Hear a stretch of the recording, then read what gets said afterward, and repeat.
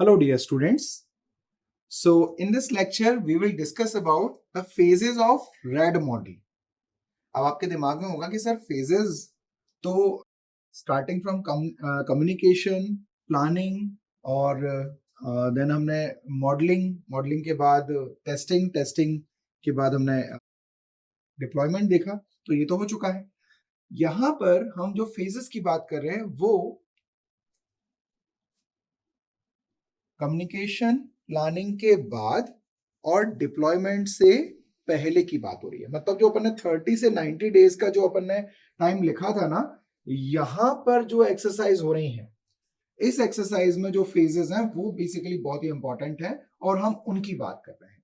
ये phases SDLC के हैं, लेकिन in between of that modelling के अंदर हम कौन कौन सी प्रैक्टिसेस करते हैं, वो हम 3 प्रैक्टिसेस करते हैं जो मैंने आपको बताया था: business modelling, data modelling and process modelling. And then after that, what we do? Under the construction, we practice application generation, testing and turnover. ठीक है? So ये 3 जो पार्ट थे यहां से लेके यहां तक, इसको अपन कौन सा फेज बोल रहे थे? मॉडलिंग। और इसके बाद ये 2 जो पार्ट हैं इसको हम बोल रहे हैं कंस्ट्रक्शन। पिछले लेक्चर में जो हमने डिस्कशन किया है उसी से रिलेटेड है ना? सो फेज की बात करें, सबसे पहले बिजनेस मॉडलिंग में हम किस चीज पर हमारा फोकस होता है? सबसे पहले हम बात करते हैं इंफॉर्मेशन की। इंफॉर्मेशन फ्लो बिजनेस फंक्शंस के बीच में कैसे होगा, ये सारी चीजें मॉडल की जाती हैं बिजनेस मॉडलिंग के अंतर्गत।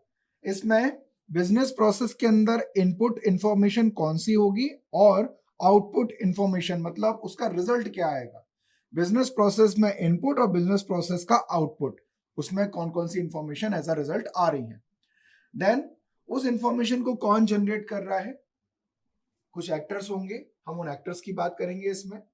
वेयर इंफॉर्मेशन विल गो, इस पर्टिकुलर मॉड्यूल से दूसरे मॉड्यूल में या किसी ऑब्जेक्ट से दूसरे ऑब्जेक्ट में कैसे इंफॉर्मेशन जा रही है। अभी अपन ऑब्जेक्ट की बात नेक्स्ट मॉडल में करेंगे, लेकिन बेसिकली ये बताता है कि एक एंटिटी से दूसरे एंटिटी या प्रोसेस की बात करें तो एक पर्टिकुलर मॉड्यूल से दूसरे मॉड्यूल कैसे डेटा जा रहा है, इंफॉर्मेशन कैसे जा रही है। हु प्रोसेस इट, कौन इसको प्रोसेस कर रहा है, ये सारी चीजें आती हैं बिजनेस मॉडलिंग के अंतर्गत। अब इसी पर्टिकुलर कॉन्टेक्स्ट को आगे जब हम ले जाते हैं, हम उसकी बात करते हैं, मतलब यहां से जो हमें आउटपुट मिलता है वो आगे पास ऑन होता है डेटा मॉडलिंग, जहां पर हम ऑब्जेक्ट्स क्रिएट करते हैं, डेटा ऑब्जेक्ट क्रिएट करते हैं। और जब एक डेटा ऑब्जेक्ट किसी दूसरे डेटा से कनेक्ट करता है तो उसके बीच में हम रिलेशनशिप को डिफाइन करते हैं कि ये ऑब्जेक्ट 1 ऑब्जेक्ट 2 आपस में कैसे कनेक्टेड है। एडिशनली इस ऑब्जेक्ट को भी हम डिफाइन करते हैं, इसकी कैरेक्टरिस्टिक्स क्या होंगी, तो एट्रीब्यूट के थ्रू हम उसकी कैरेक्टरिस्टिक्स बताते हैं। यहां पर इस ऑब्जेक्ट 2 की भी कैरेक्टरिस्टिक्स होंगी, इसके भी एट्रीब्यूट्स होंगे। एट्रीब्यूट्स मतलब उसकी प्रॉपर्टीज, है ना। सो प्रॉपर्टीज या कैरेक्टरिस्टिक्स एट्रीब्यूट्स के रूप में यहाँ पे बताई जाती हैं, जो कि डेटा ऑब्जेक्ट्स की होंगी, और डेटा ऑब्जेक्ट्स का आपस में क्या रिलेशन है ये भी बताया जाता है। So V model in that way. ठीक, अपने ईआर डायग्राम पढ़ा होगा, ठीक है, अदरवाइज देख लीजिएगा एंटिटी रिलेशनशिप डायग्राम, उसमें भी यही फिलॉसफी यूज होती है, जिसमें एट्रीब्यूट्स और एंटिटी और उनका आपस में रिलेशन, जैसे employ works for company, right, और उनका आपस में पार्टिसिपेशन रेशियो। एक एम्प्लॉय एक कंपनी के लिए काम कर सकता है, लेकिन एक कंपनी के पास मल्टीपल एम्प्लॉयज हो सकते हैं। सो इस तरह से अपन डेटा मॉडलिंग में चीजों को एड्रेस करते हैं। देन ये पर्टिकुलर जो आउटपुट होगा वो आगे कैरी ऑन होगा प्रोसेस मॉडलिंग में। यहाँ पर फंक्शंस क्रिएट किए जाएंगे, क्योंकि ये डेटा ऑब्जेक्ट आइडेंटिफाई हो गए हैं, अब वो पर्टिकुलर ऑब्जेक्ट क्या क्या कर सकता है। So on objects we provide some business functions, जहां पर ऑब्जेक्ट को ऐड करना, मॉडिफाई करना, डिलीट करना और रिट्रीव करना, ये फंक्शनैलिटी हम एलाबरेट करेंगे, एक्सप्लेन करेंगे यहाँ पर प्रोसेस मॉडलिंग में। ये पर्टिकुलर आउटपुट आगे चल के एक रीयूजेबल कंपोनेंट बनना चाहिए, है ना।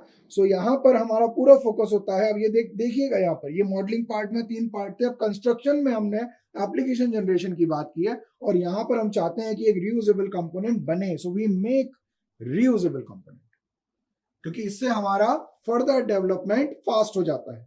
भले आज हमें वो बनाना पड़ रहा है, लेकिन आगे चल के अगर सेम कॉन्टेक्स्ट की प्रॉब्लम आती है तो हम उस पर्टिकुलर प्रॉब्लम को एड्रेस कर पाएंगे बहुत जल्दी, क्योंकि हमारे पास बना हुआ एक कंपोनेंट रखा हुआ है।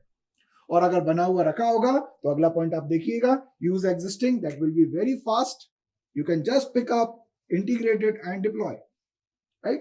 So use existing reusable component. And further we move on to testing and turnover. So reusable component है, already tested है, तो उसको टेस्ट नहीं करना पड़ेगा. So what we have to test, only test new component, जो make वाला part है बस उन्हीं को टेस्ट करेंगे हम. और चेक और क्रिएट इंटरफेसिंग, ये जरूर हमारे लिए थोड़ा सा रहेगा हर बार की एक्सरसाइज कि इंटरफेसिंग इंटीग्रेशन ये हर बार हमें बिल्कुल फ्रेश करना होता है हर प्रोजेक्ट के लिए, भले वो नया प्रोजेक्ट ही मतलब एग्जिस्टिंग डोमेन का प्रोजेक्ट ही क्यों ना हो, यहाँ पर हमें ये चेक और क्रिएट इंटरफेसेस करना होगा. इंटरफेसेस मतलब वायरिंग है ना, आपस में कंपोनेंट कैसे कनेक्ट होंगे, ठीक है. सो ये पूरे फेज का एक स्नैपशॉट व्यू है आपके सामने, एक सिंगल स्लाइड में आप देख सकते हैं. जो बेसिकली हमारा रेड मॉडल है वो प्राइमरीली यूज कहां पर होता है, इंफॉर्मेशन सिस्टम एप्लीकेशंस में, जहां पर इंफॉर्मेशन प्रोसेसिंग की बात करते हैं और फर्दर डिप्लॉयमेंट की तरफ हम बढ़ते हैं. सो इस टाइप के प्रोजेक्ट्स जो 30 से 90 दिन में हमें डिप्लॉय करने हो, जिसमें एक्सपर्ट टीम हो हमारे पास, एक वेल अंडरस्टूड प्रॉब्लम डोमेन हो, तो हम उस पर्टिकुलर डेवलपमेंट मॉडल को फॉलो कर सकते हैं. So red model will be the right choice at such kind of situations. Thank you.